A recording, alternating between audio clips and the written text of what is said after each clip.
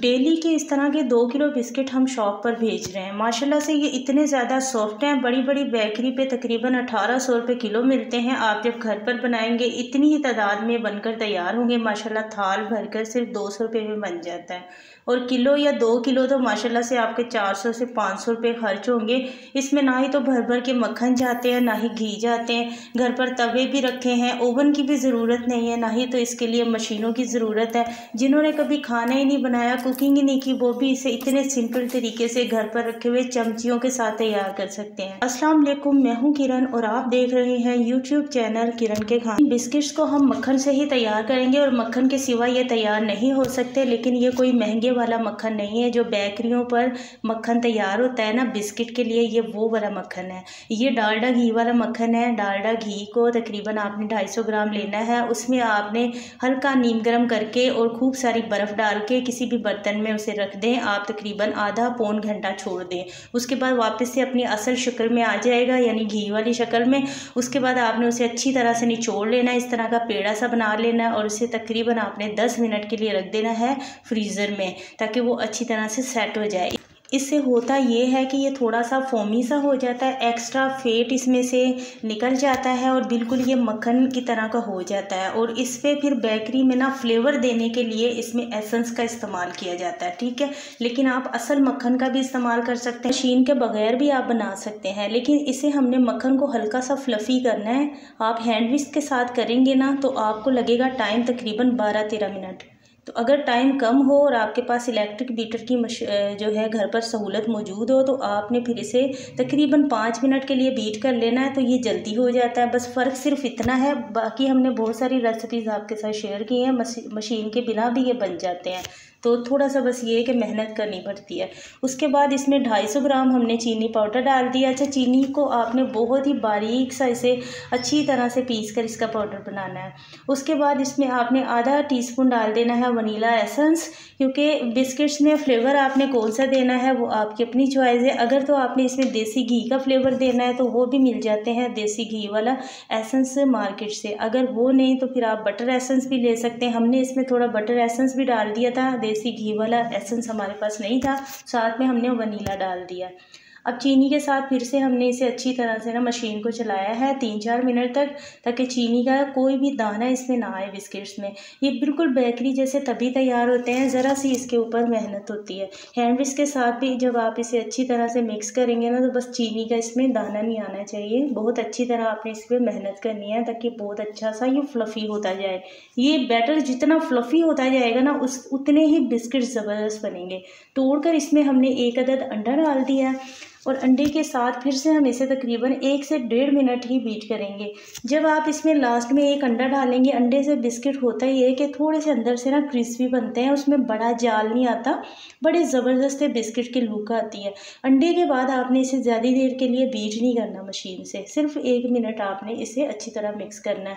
उसके बाद जिसमें 300 ग्राम हमने मैदे का इस्तेमाल किया है, 250 ग्राम हमने मक्खन लिया, 250 ग्राम चीनी रखी है और 300 ग्राम इसमें मैदा रखा है। अच्छा, चीनी आप 200 ग्राम भी रख सकते हैं, लेकिन फिर उससे हल्के फीके से बिस्किट तैयार होंगे। लेकिन अगर बिल्कुल लेवल वाले माना मीठा हो इसमें तो फिर 250 ग्राम चीनी रखिएगा।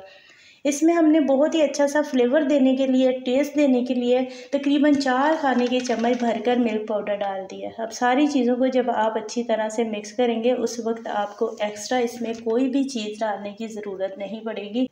एक बहुत ही ज़बरदस्त हमारे पास इसका जो है डो बनकर तैयार हो जाएगा। मैदा हमने थोड़ा बचा लिया था, वो भी हमने डाल दिया, क्योंकि थोड़ा थोड़ा करके मैदा इसमें जब आप मिक्स करेंगे ना तो इसकी मिक्सिंग अच्छी तरह से हो जाएगी।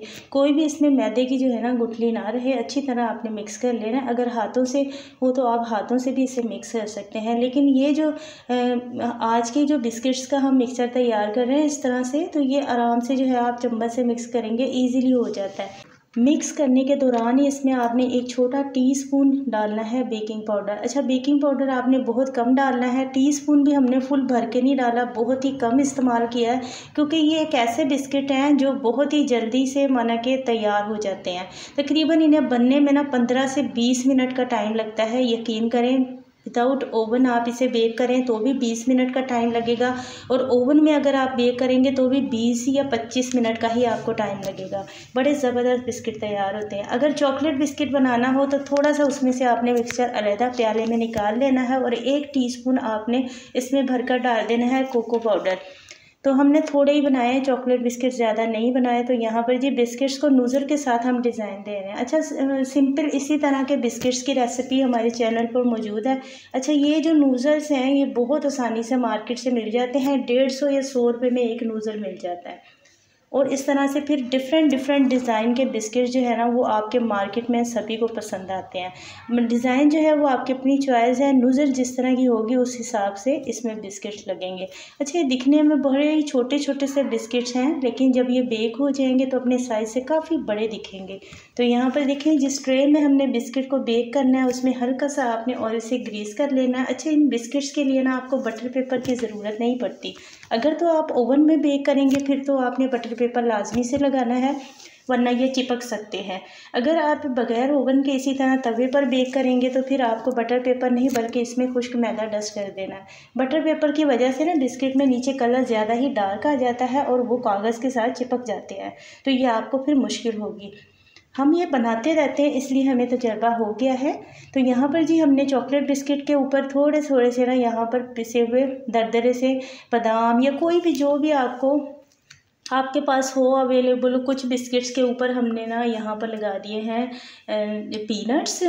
उन्हें भी दरदरा सा पीस लिया था और इन्हें हमने तवे पर बेक कर दिया है। तकरीबन 20 या 25 मिनट का टाइम लगेगा, लेकिन आपने 20 मिनट के बाद फिर से चेक ज़रूर करना है, क्योंकि बिस्किट जब भी आप बेक करें ना मीडियम लो आंच पर बेक करें, इससे जो है ना जल्दी तैयार हो जाते हैं। और चेक ज़रूर करना होता है, क्योंकि ये केक तो है नहीं कि इसे हम चेक करेंगे बार बार तो ये ख़राब हो जाएगा, तो इसे आप चेक कर सकते हैं। यहाँ पर जी पतीले में बेक करें या तवे पर बेक करें, ट्रे जो है ना वो स्टील या सिल्वर की ही आपने लेनी है बर्तन। अब वो जले ना तो इसलिए हम स्टैंड रखते हैं, और स्टैंड का एक दूसरा भी काम है कि वो ऊपर से भी अच्छी तरीके से हीट देता है। ऊपर से हीट लगेगी तो ओवन की तरह का काम करेगा ना हमारा बर्तन।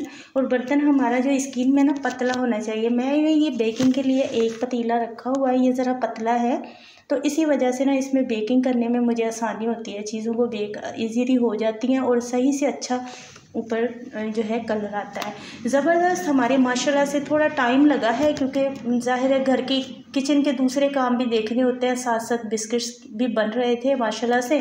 तो जैसे जैसे ये बनते गए हम इन्हें बेक करते रहे, तो माशाल्लाह ये सब बिस्किट जो है अल्हम्दुलिल्लाह बिना ओवन के ये घर पर रखे हुए पतीलों में बेक हुए हैं। ज़बरदस्त बिस्किट बनते हैं। इन्हें आप किसी भी प्लास्टिक के डब्बे में डालकर अच्छी तरह बंद करके रखें, महीना भर ये ख़राब नहीं होते माशाल्लाह से, और बड़े ही ज़बरदस्त बिल्कुल बेकरी जैसे बनते हैं। तो ज़रूर बनाएं इस रेसिपी को, इंशाल्लाह आप सबकी फैमिली को बहुत पसंद आएगी। मिलते हैं नेक्स्ट वीडियो में। Thank you for watching. अल्लाह हाफिज़।